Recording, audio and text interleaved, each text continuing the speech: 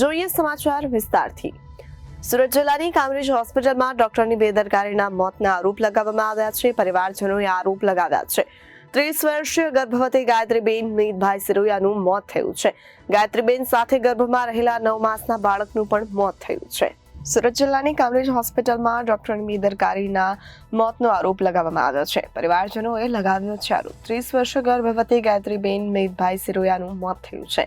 ગાયત્રીબેન સાથે ગર્ભમાં રહેલા 9 માસના બાળકનું પણ મોત થયું છે। મૃતક ગર્ભવતી મહિલાને પીએમઆરથી સ્મીમેર હોસ્પિટલ લાવવામાં આવ્યા હતા। પરિવારજનોએ ન્યાયની માંગ કરી છે। કામરેજ હોસ્પિટલના ડોક્ટરની બેદરકારીથી મોત થયું હોવાનો આક્ષેપ લગાવવામાં આવ્યો છે। મહિલાની યોગ્ય સારવાર ન થતા લીવર અને કિડની થઈ ગયા હતા ફેલ। ભાવનાબેન મહેશભાઈ સિરોયા। ગાયત્રીબેન સાથે શું ઘટના બની હતી?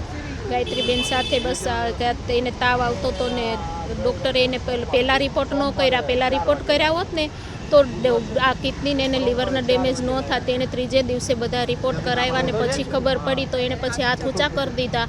એણે એમ કીધું કે આ કિરણમાં જાઓ ને સ્મીમેરમાં અમને ઇમરજન્સીમાં તાત્કાલિક અહીંયા અમે સ્મીમેરમાં આવ્યા અને અહીંયા આવ્યા એટલે એમ કીધું કે બાળકના ધબકારા તો બંધ જ છે અને એ લોકોએ અમે આવ્યા ત્યાં સુધી કીધું બાળકના ધબકારા ચાલુ છે।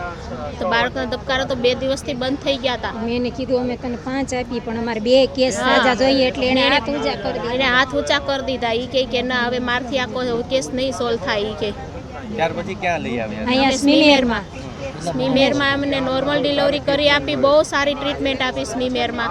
નોર્મલ ડિલિવરી કરાવી દીધી। બાળક મૃત્યુ પામેલો હતું તોય નોર્મલ ડિલિવરી કરાવી દીધી અહીંયા। અને બનતી કોશિશ બહુ ડૉક્ટરોએ કોશિશ કરી પણ ગાયત્રીબેનનો બચ્યા।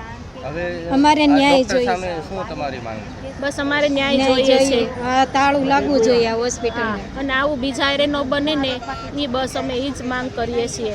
Reporter Arvind Rathod, Janadesh news, Surat.